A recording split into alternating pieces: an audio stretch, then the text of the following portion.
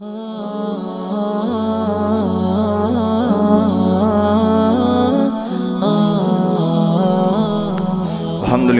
pertama-tama ya, kita panjatkan puji dan syukur kehadirat Allah Subhanahu wa taala atas nikmat dan karunia-Nya. Ya, Allah berikan kita kesempatan untuk bermujalasah, duduk bersama dan bermujalahah, ya, bertatap muka dalam kajian Jumat Munajat, ya.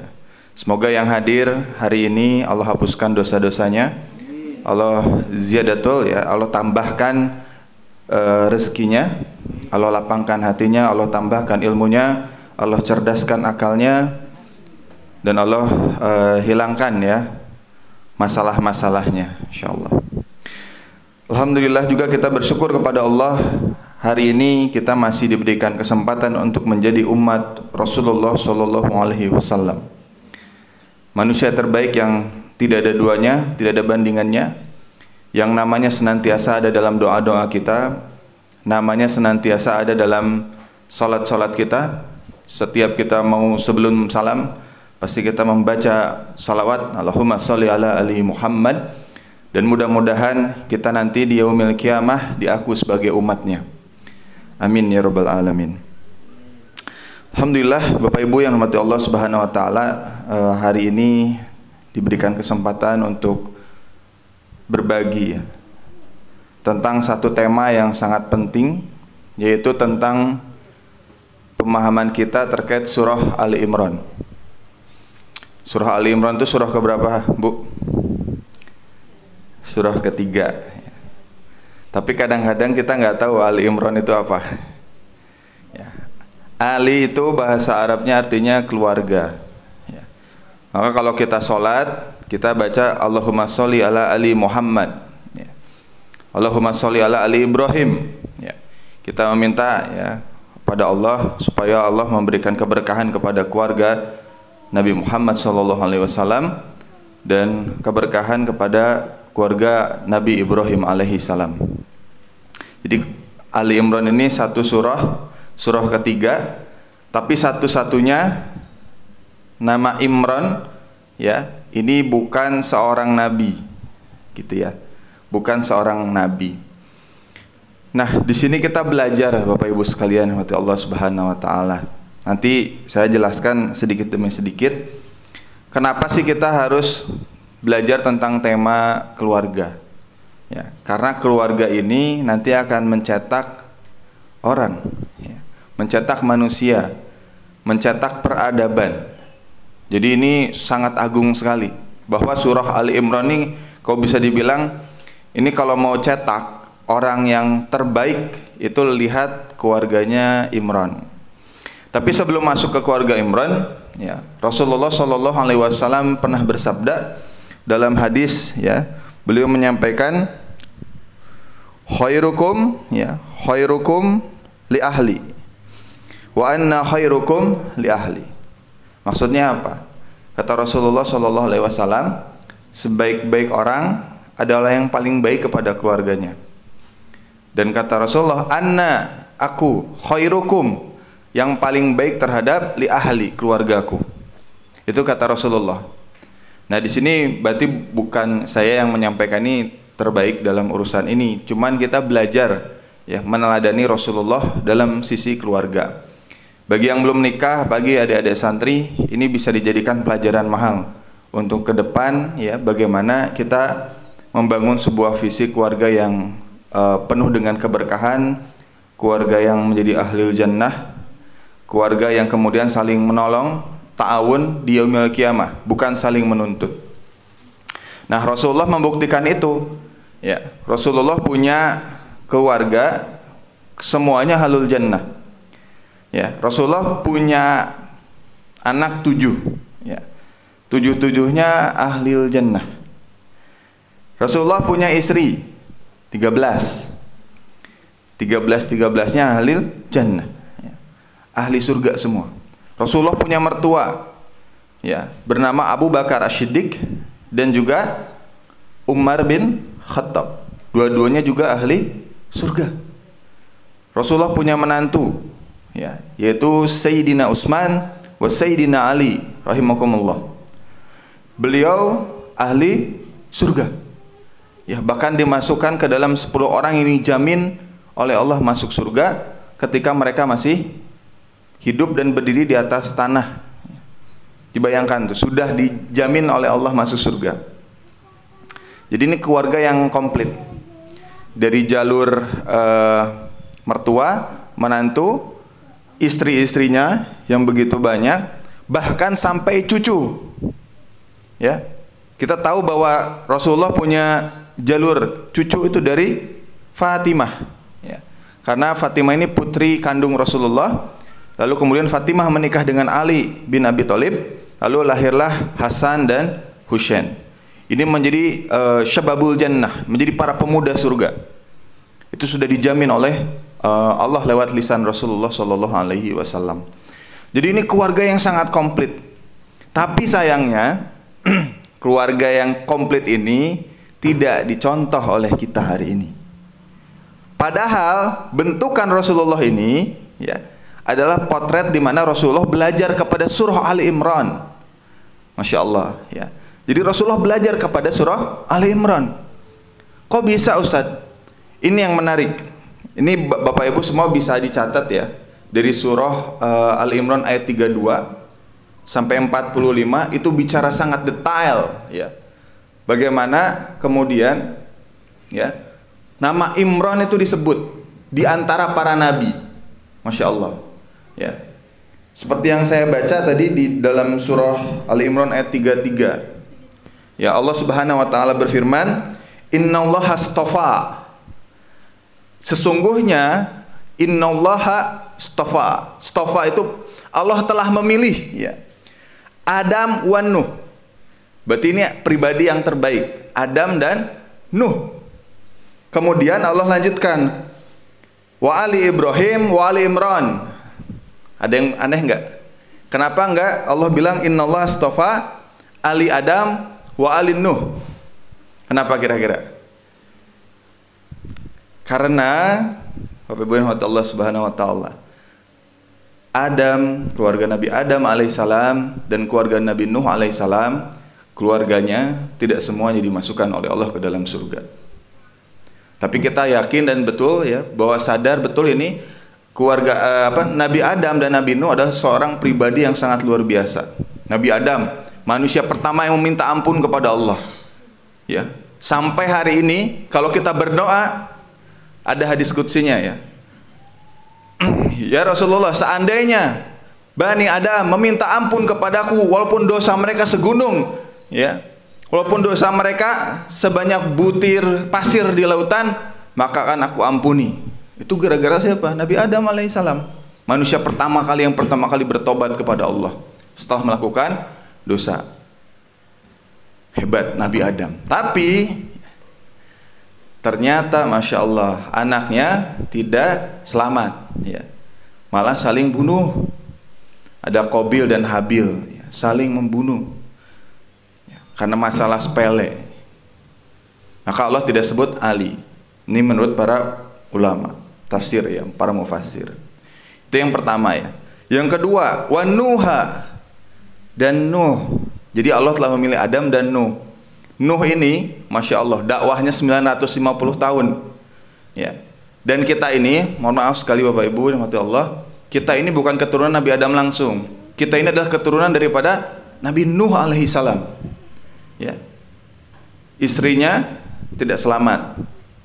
Kemudian anaknya ada 4, Kan'an, Sam, Ham, Yafid. Yang Kan'an nggak selamat ya, nggak selamat. Bahkan ya Allah Subhanahu wa taala bilang dalam Quran surat Al-Hud ya, surat Hud ayat 46. Dengan sangat jelas Allah bilang qala ya Nuha innahu laisa minan ahlika ya. Kata Allah laisa min ahlika, wahai Nuh sesungguhnya dia bukan anakmu. Masa sama Allah dibilang gitu? Laisa min ahlika, dia bukan termasuk anakmu. Kata Allah, innahu amalu ghairu sholihin, dia termasuk amal yang tidak baik. Jadi Nuh itu nangis karena semua orang selamat kecuali istri dan anaknya. Sam, Ham, Yafid. Nah, ini yang menggambarkan bahwa sebelum banjir besar yang hujan tapi nggak pernah berhenti, bahkan naik terus airnya, itu di zaman Nabi Nuh alaihissalam. Nabi Nuh nggak selamat keluarganya. Maka kata Allah lanjutkan ya tadi dalam surah Ali Imran ayat 33. Wa ala Ibrahim wa ala Imran. Maka kata Allah pilihkan untuk kita wa ala Ibrahim wa ala Imran, keluarganya Ibrahim dan keluarga Imran. Masya Allah. Kenapa harus keluarga Ibrahim dan keluarga Imran? Karena dua-duanya Masya Allah ya, berhasil mengajak keluarganya berhasil masuk surganya Allah. Kita lihat Nabi Ibrahim dulu ya. Nabi Ibrahim ini nanti juga melahirkan nasab kepada sampai Rasulullah. Ya, Nabi Ibrahim punya dua istri, ya, Sayyidah Sarah dan Sayyidah Hajar. Dua-duanya, ya, Masya Allah, melahirkan dua nabi. Ya, satu Sayyidah Hajar melahirkan Ismail alaihi salam dan Sayyidah Sarah melahirkan Ishak alaihi salam. Dari Ishak ini keturunan nabi terus tuh, ya. Turunannya Nabi terus, Nabi Yusuf, Nabi Musa, dari jalur situ. Makanya disebut Abul Anbiya, bapaknya para nabi. Karena nabinya semua lahir dari rahim istri-istrinya Nabi Ibrahim alaihissalam. Berarti ini keren ya, hebat nih nabi itu. Punya keturunan soleh wajar, gitu ya. Nah, saya ingin percepat sedikit karena kita akan bahas Ali Imran. Kita baru akan masuk ke wa Ali Imran. Kenapa Imran? Padahal Imran ini bukan seorang nabi. Allah ingin ngajarin kita semua, ya. Kalau kalian punya pemikiran bahwa oh, Nabi Nuh jangan dicontoh, Nabi Nuh anaknya gagal. Jangan dicontoh Nabi Adam, Nabi Adam anaknya gagal. Jangan dicontoh Nabi Ibrahim, oh nabi, orang solih. Tapi kenapa kemudian Allah bilang Istafa wa Ali Imran, ya. Allah memilihkan Ali Imran untuk kita pelajari bahwa Imran ini bukan seorang nabi. Wah, pelajarannya mahal di sini baru dalam. Nabi Ali Imran ini bukan Ali ya, Imran ya namanya. Imran ini punya istri namanya Hanah. Ya, jadi Imran punya istri namanya Hanah. Hanah punya anak dua. Satu Asya, yang kedua Maryam. Asya ini tahu siapa? Ini istrinya Nabi Zakaria, Masya Allah. Dan semua nasabnya sampai nasabnya kepada Sulaiman bin Daud, Masya Allah. Ini generasi soleh, tapi bukan nabi masalahnya. Bukan nabi. Tapi ya, dari jalur ini punya menantu Zakaria. Nabi menantunya. Punya cucu menantunya dari dari Zakaria, yaitu nanti lahir Yahya. Masya Allah, punya dua cucu ibu, Masya Allah. Satu Zakaria, Yahya, yang kedua Isa alaihi salam. Bukan nabi. Allah ingin ngajarin ini sama kita. Ini pelajaran mahal. Kalau kita hari ini nggak solih, ya, tapi kita wajib mensolihkan anak kita. Kita wajib mensolihkan keturunan kita.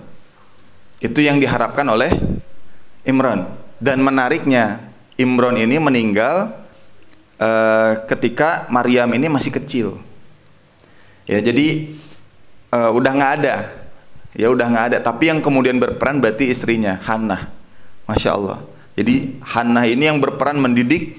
Bahkan Maryam ini nanti dititipkan ke Zakaria untuk dibina. Karena waktu itu yang lagi diamanahi kenabian adalah Nabi Zakaria alaihi salam. Jadi ini keluarga yang bukan nabi tapi berhasil mencetak orang soleh. Itu kita banget, ya kan? Kita bukan nabi, mungkin kita juga ini hidup di zaman yang bukan lahir dari rahim para ulama, tapi kita bisa mencetak insya Allah orang soleh. Ya, jadi Allah ingin gambarin kita, loh, udah jangan punya alasan lagi deh. Oke nih, ini secara pribadi Nabi Nuh, Nabi Adam jangan jadikan contoh untuk keluarganya, tapi Allah ngasih gambaran Nabi Ibrahim. Ini contoh nih Nabi Ibrahim. Kalau kalian merasa solih. Tapi kalau kalian tidak merasa solih, nih aku kasih contoh keluarga Imran. Saya ketika baca tafsirnya nangis. Kenapa? Satu-satunya ya nama keluarga yang disebut menjadi sebuah surat yaitu keluarga Imran. Dan hebatnya putrinya menjadi nama surah, menjadi surah Maryam. Itu nggak ada lagi itu.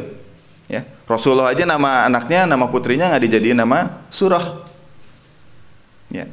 Ini artinya Allah ingin kita tuh mau berpikir, oh iya ya, ada nih contoh di mana orang tuanya bukan seorang nabi, bukan orang hebat ya, tapi berhasil mencetak keluarga yang solih. Masya Allah. Itu keluarga Imran yang sering kita baca surah Ali Imran ini. Nah, Bapak Ibu yang dirahmati Allah Subhanahu wa taala. Ya. Bahkan Allah memuji keluarga Imran alal alamin. Jadi ini keluarga terbaik di berbagai dimensi kehidupan. Jadi bisa dipelajari nanti kalaupun kita sudah tua, sudah kakek nenek, sudah usianya tadi ya ada yang sampai kepala 9, Masya Allah. Itu usianya barokah sekali ya kalau dipakai untuk ketaatan. Itu bisa kita gunakan terus ya, ilmu tentang keluarga Imran ini. Terus bagaimana Ustadz cara biar anak kita menjadi solih? Nah, sebelum masuk ke situ, saya ingin gambarkan juga bahwa Sayyidah Maryam, ya, Sayyidah Maryam ini bukan seorang pezina, bukan seorang yang ahlul maksiat, tapi kok bisa hamil? Itu kan aneh, kan ya? Kalau kita hidup di zaman beliau juga kita ngerasa, tiba-tiba aneh gitu ya. Ini suaminya siapa gitu ya. Nah, itu jadi perbincangan oleh orang-orang Yahudi untuk memfitnah, menghinakan, merendahkan keluarga yang solih ini. Ya. Artinya apa? Kita pun juga mungkin gini gambarannya ya. Kalau kita hari ini direndahkan, dihinakan, gara-gara kita punya keturunan, nggak usah didengar. Itulah gambarannya Sayyidah Maryam. Fokus aja sama pembinaan anak kita.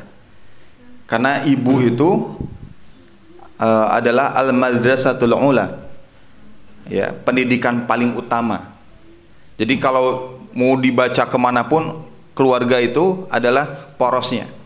Kalau keluarganya baik, insya Allah lahir orang-orang baik. Makanya yang harus disolehkan itu adalah keluarganya dulu, terutama bapaknya. Imran itu orang solih, walaupun bukan nabi. Beliau meninggalkan berbagai kemaksiatan yang terjadi pada zaman itu. Hana juga bukan orang jahat, bukan orang yang sering berbuat maksiat, tapi berusaha untuk mensolehkan diri. Bahkan di zaman itu, ya, kalau punya keturunan itu biasanya dinazarkan. Ya Allah, seandainya aku nanti punya keturunan, ini juga pelajaran buat kita yang belum ada keturunan. Doanya Hana kepada Allah adalah, ya Allah, seandainya nanti aku punya keturunan, akan aku wakafkan keturunanku itu untuk menjadi pengabdi, pelayan, khadim untuk Baitul Maqdis. Gitu. Supaya apa? Supaya jadi amal yang baik, ya, bukan jadi amal yang buruk, Bapak Ibu sekalian. Itu keluarganya Imran, ya, keluarganya Hana, keluarganya Maryam. Punya keturunan nanti yang kemudian bisa menjadi orang yang solih juga. Karena kalau kemudian kita gagal, itu bukan kegagalan bukan kegagalan orang lain, tapi kegagalan kita sendiri sebagai orang tua yang gagal mengelola anak. Itu yang dibayangkan oleh Hana dan Imran. Nah, Maryam itu dijelaskan di dalam Al-Quran surah 42, itu agak loncat ya, 10 ayat dari surah Ali Imran ya. Kalau tadi kita kan bahas Ali Imran 33, kemudian pembahasan terkait keluarga Maryam itu ya, kelebihan Maryam itu ada di surah Ali Imran ayat 42. Ini menarik.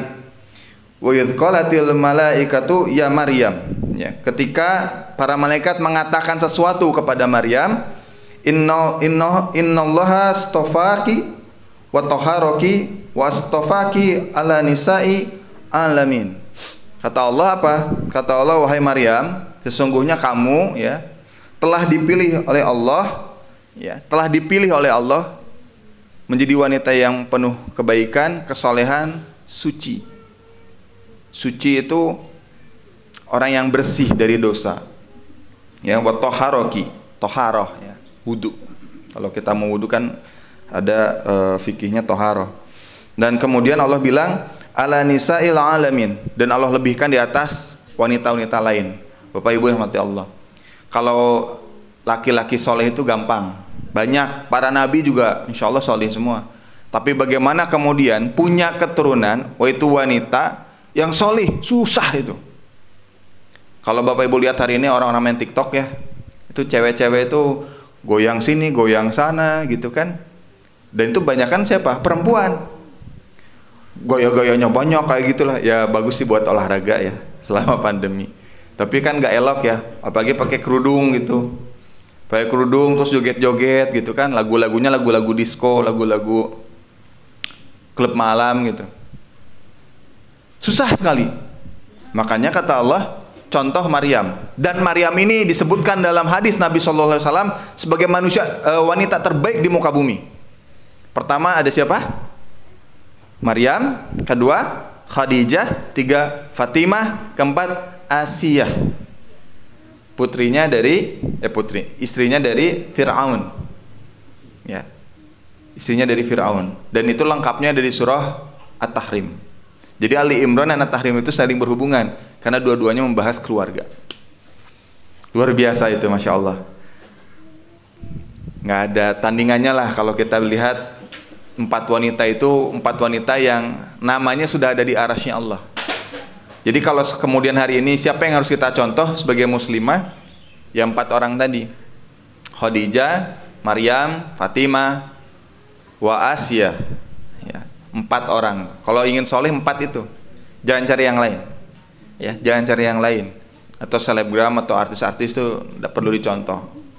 Nah, ini yang penting ya, bahwa kenapa harus Maryam yang dijadikan contoh di sini? Ya, karena Maryam ini adalah bukti nazarnya dari Hannah ya. Di dalam surah Ali Imran ayat 35 Hannah itu minta kepada Allah. Iz qalati amra'atu imra'ana rabbi ya. Inni nazartu, ya Allah, aku sesungguhnya mau bernazar. Ya, ma fi batni muharraman fataqabbal minni ya. Yaitu apa yang ada dalam kandunganku, kata Allah, menjadi hamba yang mau mengabdi kepada agamamu. Innaka antas sami'ul alim.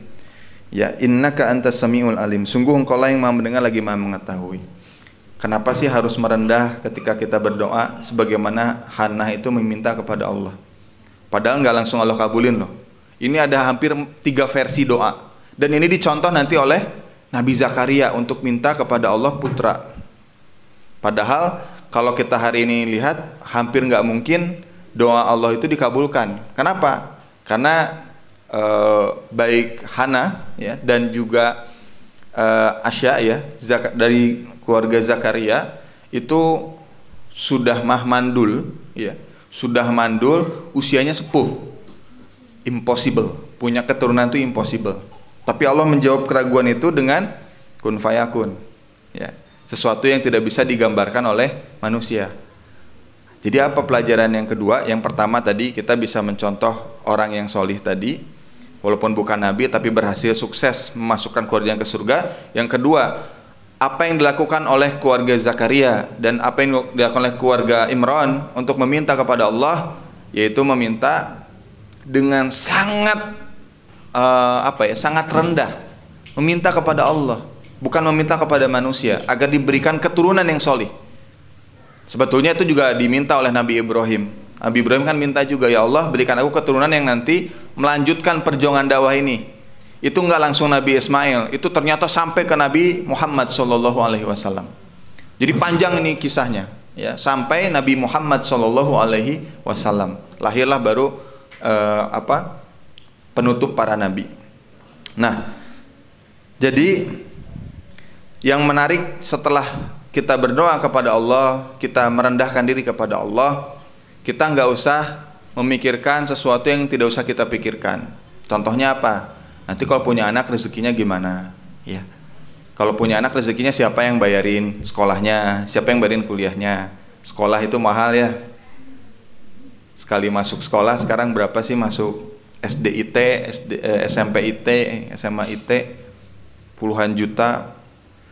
Terus belum tentu masuk ke situ anak kita jadi solih gitu ya. Mahal sekali gitu. Tapi kata Allah, nggak usah khawatir bahwa nanti Allah sendiri yang akan mencukupi, mengurus, membiayai, kemudian bahkan sampai mendidik anak kita untuk menjadi generasi yang solih. Jadi nggak bisa dilepasin diri kita dengan keimanan kita kepada Allah. Kenapa? Nuh alaihissalam kurang apa? Tapi anaknya nggak bisa diselamatin. Nabi Adam kurang apa? Tapi anaknya nggak bisa diselamatin. Maka kita lihat keluarga Ibrahim dan keluarga Imran meminta kepada Allah, merendahkan diri mereka kepada Allah. Ya Allah, aku itu bukan apa-apa dan bukan siapa-siapa. Aku ingin punya keturunan yang senantiasa mengabdikan dirinya kepadamu ya Rabb. Itu yang diminta oleh Imran. Itu yang diminta oleh Nabi Ibrahim alaihissalam. Lihat Allah sendiri yang jawab. Tenang wahai Ibrahim, tenang wahai Imran, aku yang akan memberikan rezekinya kepada keturunan kamu. Jadi kan kita nggak ingin hidup, kita kan kadang-kadang orang tua hari ini mikir nanti kalau udah gede anak kita harus beliin rumah, beliin mobil, beliin motor, ya kan? Kata Allah nggak usah dipikirin, itu bukan urusan kamu. Tapi kamu sekarang fokus mengabdikan diri kamu kepada Allah. Nanti urusan rezeki Allah yang, kita tuh punya apa sih? Orang kita lahir itu nggak dikasih mobil ya pas lahir. Ada yang owe-owe dikasih kunci mobil. Ini R3, ini expander. Enggak. Ini kunci rumah. Enggak. Kita lahir dalam keadaan nggak punya apa-apa. Lalu Allah yang memberikan rezeki kepada kita. Dikasih orang tuanya mau beliin baju, beliin popok. Ya, itu nggak murah. Popok, terus susu, wah itu mahal sekali. Curhat. Ya emang mahal sih. Ya, tapi kalau kita niatkan sedekah ya kepada keluarga, insya Allah itu jadi pahala buat kita. Amin. Mahal, ya. Belum biaya lahir. Kalau sesar, wah masya Allah. Ada paketnya itu ya, paket hemat, paket apa, paket klimis, paket apa itu ya. Ada 25 juta, 35 juta, men. Istri saya bilang, ini ada paket-paketnya. Ya. Dikiranya mau traveling gitu. Mahal sekali. Belum lahir, harus beli baju, banyak lah harus dibutuhi. Siapa yang mau bayarin itu? Allah. Hadza min fadli Rabbi. Semua itu karena kurnia Tuhanku. Itu kata Nabi Zakaria. Jadi kita nggak usah repot mikirin banyak hal. Wah nanti biaya kuliah ditabung terus buat bayar kuliah. Nanti kamu nih ibu tabung buat sampai S3 ya. Mending kalau jadi soleh anaknya. Banyak tuh yang hari ini di media anak nuntut ibunya dimasukin ke penjara. Itu banyak. Kenapa? Karena kita tidak mengaitkan bahwa anak kita nanti ada anak yang harus menjadi anak yang solih, anak yang berbakti kepada agama, anak yang berbakti kepada orang tua. Itu harusnya pola pikir yang harus dibangun seperti Imran ya kepada Maryam. Kok bisa Ustaz? Lihat keluarga Imran ya, Hannah dan Imran ini memilihkan guru terbaik kepada Maryam. Siapa? Nabi Zakaria.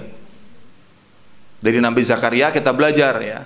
Maryam menjadi orang yang solih, orang yang sangat taat, bahkan sering menyendiri di mihrab, sampai kemudian dikasih rezeki langsung dari Allah. Apa? Buah-buahan. Yang buah-buahan itu nggak pernah muncul kecuali pada musimnya. Itu udah nggak masuk akal. Lalu siapa yang ngasih rezeki itu? Allah. Hadza min fadli Rabbi. Allah yang ngasih rezekinya. Maryam juga kaget, nggak tahu siapa yang ngasih gitu ya. Masih ya, tadinya kosong, kemudian tiba-tiba ada makanan-makanan. Terus Zakaria bilang, Jibril alaihissalam yang memberikan makanan. Wah itu kalau kita baca itu kayak amazing, tapi itu nyata, pernah terjadi di muka bumi ini. Ya. itu di mihrabnya Baitul Maqdis hari ini yang masih dijajah oleh Israel. Ya, Masjidil Aqsa. Disitulah di mihrabnya Maria meminta kepada Tuhannya untuk nanti diturunkan punya keturunan bernama Isa alaihi salam. Dan Isa ini juga fenomenal. Ya. Kenapa? Ada yang mengambil pendapat Isa ini nanti jadi Yesus. Itu kan fenomenal sekali. Coba kalau nanti kalau digambarkan nggak ada Isa aja, berarti nggak ada Yesus, gitu kan? Karena ada kontradiksi di situ. Tapi nggak usah dipikirin itu ya, nanti pusing ya. Malah pusing, mumet, udah banyak hutang, mumet gitu kan. Fokus aja nih sama keluarga Imran untuk jadi generasi solih. Jadi yang pertama ya, yang dilakukan oleh kita adalah menyerahkan diri kita, mensolehkan diri kita kepada Allah Subhanahu Wa Taala, nomor satu. Ya, tugas kita itu. Nggak usah mikirin kata orang, udah. Imran, Hana, Maryam itu nggak sibuk ngurusin pendapat orang, ngurusin bagaimana punya keluarga nanti bisa mengabdi kepada Allah. Bukan mengabdi kepada kita saja, harus mengabdi kepada Allah. Kalau mengabdi kepada Allah, pasti mengabdi kepada kita. Kalau hanya mengabdi kepada kita, nanti kayak orang-orang Tiongkok gitu ya. Jadi orang tuanya hanya jadi jimat, ya kan? Biar feng shui-nya itu bagus. Feng shui-nya akeh, feng shui-nya banyak gitu ya, hartanya banyak. Jadi itu satu, menyandarkan kepada Allah. Yang kedua, jangan pernah berhenti berdoa kepada Allah. Minta waktu-waktu di mana seperti Maria meminta waktu dan tempat terbaik ya untuk meminta kepada Allah. Sering sholat malam ya, Maryam ini. Sering sholat malam. Nah, bisa jadi kalau misalkan kita ini masalahnya banyak, urusan keluarga nggak selesai-selesai, bisa jadi faktor kita sama Allah, kedekatan kita dengan Allah itu rendah. Ya, nanti saya kasih amalan mulai malam ini. Ya, jangan putus sholat malam 40 hari. Nanti lihat apa yang ada, apa perubahan yang akan terjadi. Tapi 40 hari ini jangan ditinggalin sholat 5 waktunya ya. Ini Umar bin Khattab pernah marah. Ada anak muda sholat malamnya rajin, tapi sholat subuhnya subrang. Tahu subrang? Subuh kaberangan. Terus sholat 5 waktunya banyak yang bolong. Nah, ini yang kata Umar, jangan seperti itu. Dahulukan yang wajib, baru nanti yang sunnah. Nah, itu dikondisikan 40 malam, jangan putus. Minta kepada Allah, rayu kepada Allah, punya hutang minta kepada Allah, jangan sama ustadz minta ya, minta sama Allah. Punya urusan sepelik apapun, minta di sepertiga malam. Ustadz itu harus 11 rakaat, enggak, 2 rakaat cukup. Surahnya harus yang panjang ustadz, enggak, yang pendek-pendek enggak apa-apa. Mau ina atau ina terus nggak apa-apa, paling malaikatnya bosen dengernya. Enggak, canda. Ya, nggak apa-apa, yang penting paham apa yang dibaca ya. Itu 2 rakaat istiqomah.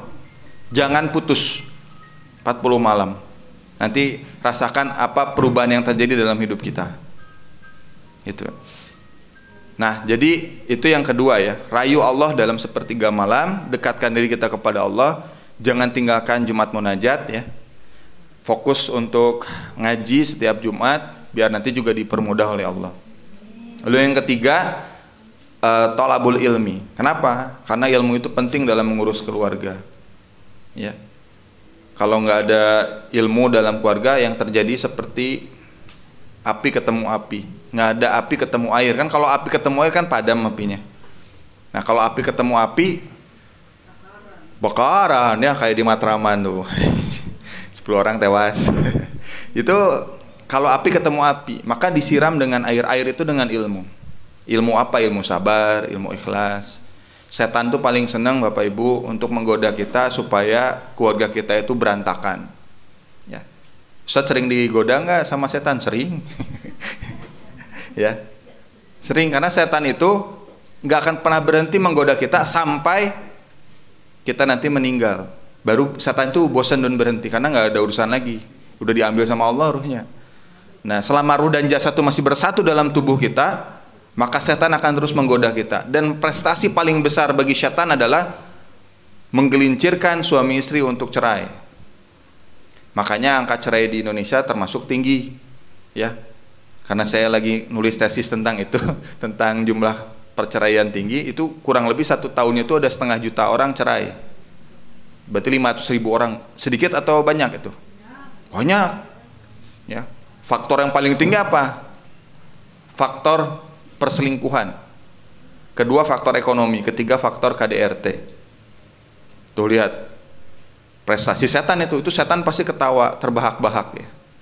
Itu yang setan-setan itu dipanggil sama jenderalnya iblis di laut, karena laut itu tempat iblis itu punya tempat dikumpulin. Kamu prestasinya apa? Buat korupsi. Kamu prestasinya apa? Korupsi dana bansos.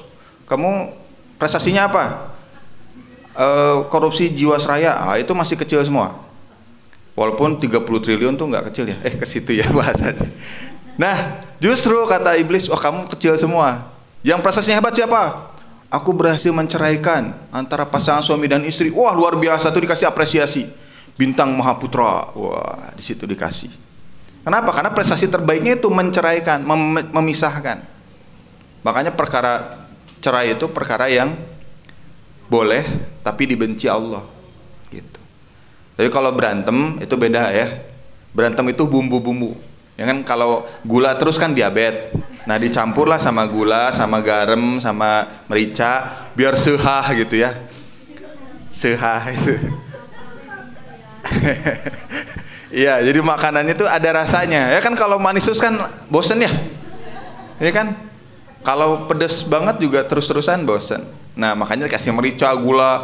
Jadi kita yang harus kontrol, naik tensi, turun tensi, itu mengkondisikan supaya bisa stabil. Nggak apa-apa itu bagian dari masalah di rumah tangga, itu nggak apa-apa. Rasulullah juga pernah debat sama para istrinya. Cuman kita aja nggak tahu dan nggak lihat pakai mata kepala sendiri kan. Padahal ada dalam Al-Quran, itu surah At-Tahrim ayat 1 sampai 5. Ya, 1 sampai 5. Itu debatnya Rasulullah. Bahkan Rasulullah itu mau menceraikan semua istrinya. Itu udah dibilang tuh dalam surat At-Tahrim. Ya. Akan aku ceraikan kalian semua. Pulang kalian. Pada pulang semua istrinya, takut kalau Rasul malah. Pas pulang mau ngadu sama mertuanya, malah dimarahin. Pas datang itu ya, Hafsah ke Umar, dimarahin habis-habisan Hafsah. Ngapain kamu pulang? Balik lagi. Lu kan kasihan kan perempuan, sama suaminya diusir, pulang kamu, sama orang tuanya, ngapain kamu ke sini? Serba salah. Nah, kan makanya ada waktu transisi, waktu saling introspeksi, sampai kemudian minta maaf dan kemudian Rasulullah tidak menceraikan semua istrinya. Itu ada drama, itu drama nyata itu. Bayangin aja, manusia terbaik mau menceraikan semua istrinya. Itu ada dalam surat At-Tahrim 1 sampai 5. Percakapannya jelas. Aisyah juga diusir juga tuh ke Abu Bakar. Sama Abu Bakar, ngapain kamu pulang, balik lagi gitu. Kalau sekarang kan beda. Dramanya lebih tren lagi ya. Kayak filmnya itu tuh, siapa sih? Si Arya Saloka itu ya. Nah, ibu-ibu paham, hafal semua. Judul saya juga nggak tahu. Taunya Arya Saloka karena ada white coffee itu kopi. Dramanya kalau anaknya pulang, wah itu mertuanya marah-marah sama menantunya. Wah dijagain. Itu banyak itu. Ya, teman saya ada tuh di daerah Purwakarta tuh kayak gitu tuh. Dijagain, dikekepin gitu. Malah diperangin menantunya. Ini mah beda. Abu Bakar karena punya keimanan, punya ilmu, malah nyalahin anaknya, ngapain kamu pulang gitu. Jadi dramanya nggak berkepanjangan kayak hari ini. Justru di stop di situ karena punya ilmu. Tuh bayangkan, kalau ada ilmu tuh jadi serba mudah, nggak dibuat berlebihan. Ya namanya juga rumah tangga ya. Tadi kan saya bilang kalau nggak ada bumbu ya nggak enak gitu. Rasanya ya hambar. Ya, hambar. Saking hambarnya tuh ada yang curhat, Ustadz, saya kok udah nggak punya rasa lagi sama istri saya gitu. Sampai kayak gitu. Loh emangnya istrinya rasa apa Pak? Strawberry, coklat, vanila, apa gitu? Ya pokoknya nggak ada rasa aja Pak. Sampai kayak gitu, coba bayangin. Tapi kalau saya lihat istri orang kok cantik, wah ini sampai kayak gitu. Ya, rumput tetangga lebih baik. Itu itu cara kita berpikir yang salah. Ya. Cara berpikir yang salah. Padahal kalau kita arahkan istri kita itu ya istri yang paling cantik ya. Istri yang paling menarik gitu ya. Istri yang solihah gitu ya. Nah, semangat gitu ya. Nah, itu benernya kayak gitu. Jadi gambaran istri kita tuh harus kita anggap selalu baik. Kalau salah ya udahlah. Cinta kita lebih besar daripada kesalahan dia aja. Nah, kayak gitu gambarannya. Kok jadi ini bukan curhat ya, ini cerita. Cerita dari keluarga Imron turun sampai rumah tangga sendiri. Enggak bercanda ya. Jadi itu gambaran keluarga Imron ya, keluarganya Maryam yang terus berdoa kepada Allah, bukan hanya berhenti kepada Maryam, tapi sampai Nabi Isa alaihissalam pun lahir. Dan lahirnya, Masya Allah, itu dijelaskan enggak di surat Imran, tapi detailnya di surat Maryam. Di surat Maryam dijelaskan, wah betapa sakitnya mengandung Isa ya. Betapa luar biasanya tekanan dari masyarakat karena orang-orang Yahudi itu menekan Maryam ya. Difitnah luar biasa, ini ahlu zina, ini ahli zina, wah dihinakan gitu. Tapi Maryam nggak mikirin itu. Maryam terus maju ya, minta kepada Allah sampai nanti lahir Isa alaihissalam ya. Ini Isa ini nabi terakhir sebelum Rasulullah ya. Jadi ada masa fatrah ya, masa kekosongan dari Nabi Isa sampai Rasulullah Muhammad sallallahu alaihi wasallam. Isa ini anak bayi yang sangat lucu, bisa ngomong, bayangin aja. Udah bisa ngomong gitu, bisa denger, akalnya langsung jalan, itu kan bayi ajaib ya. Harusnya bukan Joshua waktu itu yang jadi artisnya, tapi Nabi Isa. Karena contoh realnya itu Nabi Isa. Punya kesaktian luar biasa, bisa menyembuhkan ya. Karena biasanya Nabi itu dihidupkan di zaman dimana lagi viral ya kesaktian di zaman itu. Jadi di zaman Nabi Isa itu banyak orang yang ahli medis, tapi tidak dengan ilmu. Tapi dengan ada di zaman Nabi Isa menyembuhkan orang yang sakit parah itu disembuhkan. Bahkan Nabi Isa pernah menyembuhkan mata yang buta, kemudian bisa melihat lagi. Itu kehebatan daripada mukjizat ya daripada para nabi. Jadi setiap nabi itu punya mukjizat di zamannya. Rasulullah juga punya mukjizat. Nah, mukjizatnya yang kita pelajari setiap hari oleh adik-adik. Quran itu adalah mukjizatnya Rasulullah. Ya, makanya punya nama Pak Haji sering bicara Syifa ya, Al-Furqan. Itu punya banyak nama. Karena tadi bisa punya mukjizat Al-Qur'an itu. Dan bahkan Al-Qur'an ini bisa menyelamatkan kita sampai kita ke dalam surganya Allah. Ya, bahkan Allah ada salah satu nasihat dari guru saya. Barang siapa yang punya hafalan dalam isi kepala dan hatinya, insya Allah Allah haramkan dia untuk mendapatkan siksa api neraka. Insya Allah di sini semua diharamkan dari api neraka, oke? Karena kita punya hafalan minimal surat Al-Fatihah, insya Allah. Ya Al-Fatihah bisa nyelamatin kita kan? Ya. Makanya kemarin saya bilang ke Ibu Suci, Ibu, satu-satunya surah yang paling wajib dihafal surat Al-Fatihah. Karena kalau surat Al-Fatihah ngafal, tapi hafal surat Al-Baqarah keterlaluan. Ya. Karena sholat kita itu bukan pakai surat Al-Baqarah, tapi surat Al-Fatihah. Al-Fatihah aja sudah cukup, ya. Nggak surat amin langsung ruku itu sah sholatnya. Tapi Al-Baqarah mau sampai diulang sampai 5 kali itu tidak sah sholatnya. Al-Fatihah, karena Al-Fatihah itu surah pembuka, ya, surah paling utama dalam Al-Quran. Ya. Apalagi kalau kita sampai paham bahasa Arab artinya, nangis itu. Kita tahu itu ya, Bismillahirrahmanirrahim, penjelasannya tahu. Kenapa sih Allah kenalkan kata Bismillahirrahmanirrahim? Allah ingin memperkenalkan kepada kita dengan kasih sayangan dan kemaharohimannya Allah. Itu luar biasa itu surat Al-Fatihah. Ya, jadi itu balik lagi ke masalah Sayyidah Maryam yang berhasil menghasilkan anak yang solih namanya Isa alaihissalam. Dan nanti Isa alaihissalam ini kemudian punya pengikut dan pengikutnya juga sedikit ya. Jadi setelah umat Rasulullah nanti di Yaumil Qiyamah itu, jadi umat yang pertama dihisab itu umat Rasulullah. Jadi kita tuh kayak baca bahasa Arab, bukan dari depan ke belakang, tapi dari belakang ke depan. Jadi dari zaman Nabi jadi zaman umatnya Rasulullah sampai nanti setelah umat Rasulullah selesai itu hisab semua, baru umatnya Nabi Isa alaihissalam. Jadi menarik ini ya, malah kita yang diberikan kesempatan untuk merasakan nikmatnya surga.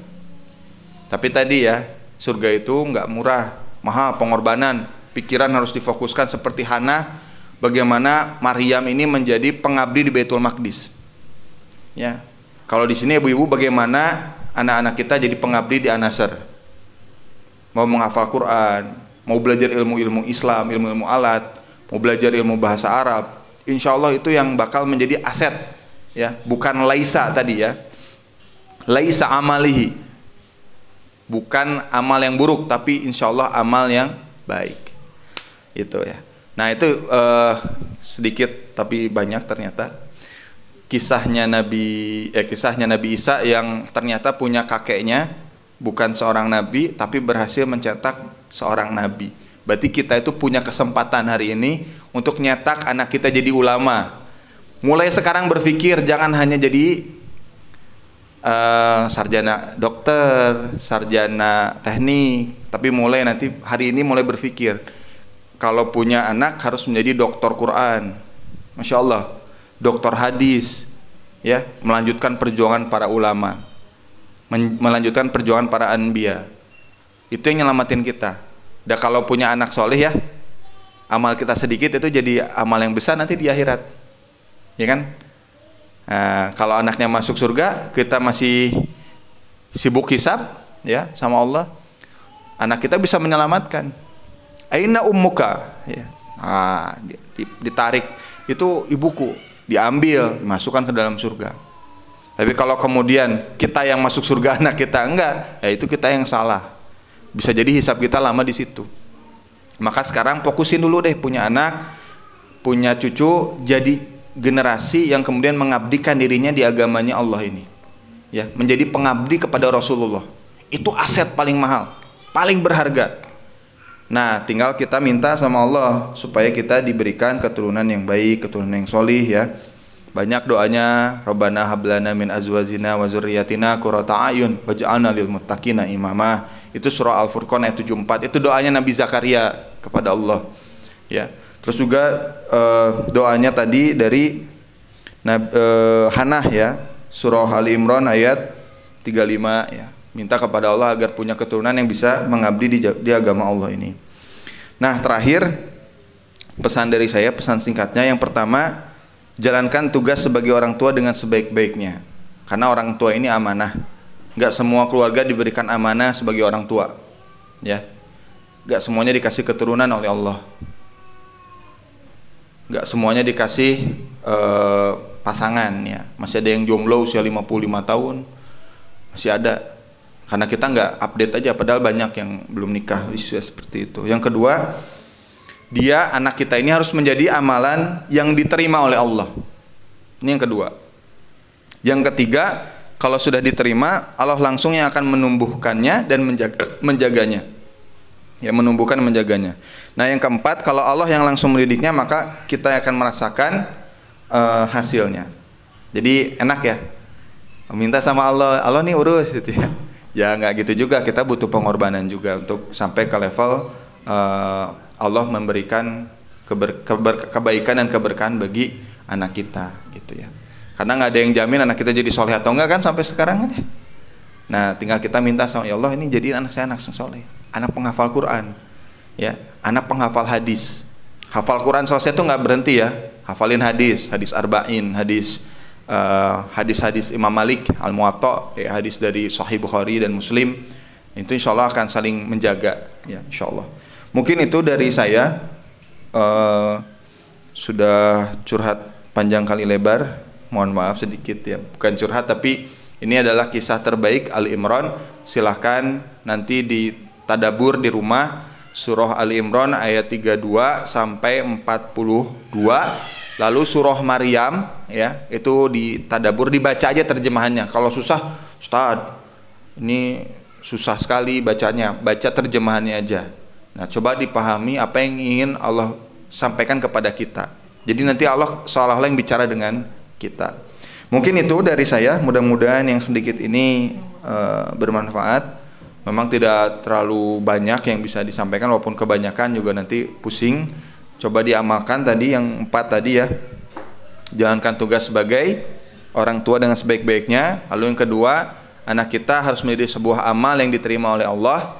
Yang ketiga, ya, kalau sudah diterima nanti Allah yang akan memberikan dan menumbuhkan dan menjaganya. Dan yang keempat, kalau Allah yang langsung mendidiknya, maka kita yang akan merasakan hasilnya, insya Allah. Dan terakhir, sebelum ditutup, kalau kita punya harta, harta kita yang menjaga anak-anak kita. Jangan sampai anak-anak kita kemudian bermaksiat gara-gara kita, ya. Kalau punya harta, anak kita mau nikah di usia yang masih muda, permudahlah. Karena banyak banget yang cerita curhat sama saya, Ustadz, saya harus lulus S1 dulu, Ustadz, saya harus lulus S2, ya. Itu bisa belajar ke Bu Suci. Itu Bu Suci waktu itu dinasehatin, mau dikasih makan apa gitu ya, anaknya gitu ya. Jadi kasih makan nasi, insya Allah. Bukan hanya nasi ya, ada burger, kadang-kadang pizza gitu. Ya, tergantung maunya apa anaknya. Iya, jadi insya Allah semuanya Allah yang ngasih rezeki ya. Hadza min fadli Rabbi. Semuanya dikasih sama Allah. Jadi kalau ada harta dipakai untuk menjaga diri kita dari maksiat di keluarga kita. Anak kita punya hutang, jangan punya hutang, dikasih ya. Karena fungsi harta bagi kita itu bukan untuk masa tua, nggak ada itu untuk masa tua. Untuk apa? Untuk menjaga diri kita dari siksa api neraka. Ya. Jadi kalau ada anak siap nikah, nggak punya biaya, kasih biaya. Ini ada pelajaran menarik dari ustadz saya. Waktu itu anaknya tuh ingin nikah tapi nggak punya biaya. Terus bapaknya bilang gini, ya udah kalau gitu Abi aja yang bayarin, tapi nggak punya uang buat nafkahin, biar Abi yang nafkahin. Sampai kapan? Sampai kamu bisa nafkahin istri kamu. Jadi dikasih terus tuh. Wah, kan luar biasa ya. Dan itu berkah buat kita. Kenapa? Harta kita juga nggak habis kan? Ya, gara-gara hanya ngasih makan untuk keluarga kita, menantu kita, anak kita. Insya Allah itu jadi pahala besar buat kita. Investasi. Kenapa kita sudah berikhtiar nanti di hadapan Allah, ya Allah, hartaku sudah aku gunakan untuk menjaga diriku dan keluargaku dari siksa api neraka. Seperti Quran surat At-Tahrim ayat 6, ya. Jagalah dirimu dan keluargamu dari siksa api neraka yang bahan bakarnya adalah batu dan manusia. Jadi semakin banyak yang masuk ke dalam neraka, manusia yang masuk ke dalam neraka, ya semakin panas karena itu bahan bakarnya. Nah, kalau kita kemudian mengurangi bahan bakarnya kan insya Allah nggak masuk ke situ, insya Allah. Kita insya Allah dimasukkan oleh Allah masuk ke dalam surga. Itu ya. Jadi kalau ada harta, sebaiknya dipergunakan untuk menjaga keluarga kita dari siksa api neraka. Jadi jangan ditabung lah. Ditabung itu masuknya kepada hal yang lain ya. Bisa jadi berdosa karena harta itu ditimbun. Itu diharamkan oleh Allah. Harta itu nggak boleh ditimbun. Harus ada fungsinya harta itu. Nah, jadi baik banget untuk kita insya Allah. Baik, jazakallahu khair untuk semuanya. Mudah-mudahan yang sedikit ini bisa bermanfaat ya. Mohon maaf offset beberapa menit. Mudah-mudahan ibu-ibu semua dimudahkan oleh Allah dalam segala urusan ya. Diberikan jalan untuk membayar hutang. Di hutang tuh banyak, ada janji, ada uang. Nah, silahkan mudah-mudahan Allah mudahkan untuk dilunasi. Kemudian diberikan keturunan yang baik ya. Menjadi generasi anak-anak yang solih, menjadi para penghafal Quran, penghafal hadis, orang yang berwakaf di jalan Rasulullah SAW, dan kemudian menjadi anak yang cerdas ya, bukan anak yang bodoh. Mudah-mudahan diberikan keluarga yang penuh dengan keberkahan ya, suami yang solih, istri yang solihah, anak yang solih, dan bersama-sama saling menuntun dan dituntun menuju jannahnya Allah. Allahumma amin. Al-Fatihah. A'udzubillahi minasyaitonirrajim. Bismillahirrahmanirrahim. Alhamdulillahirabbil alamin. Arrahmanirrahim. Maliki yaumiddin. Iyyaka na'budu wa iyyaka nasta'in. Ihdinas siratal mustaqim. Siratal ladzina an'amta 'alaihim ghairil maghdubi 'alaihim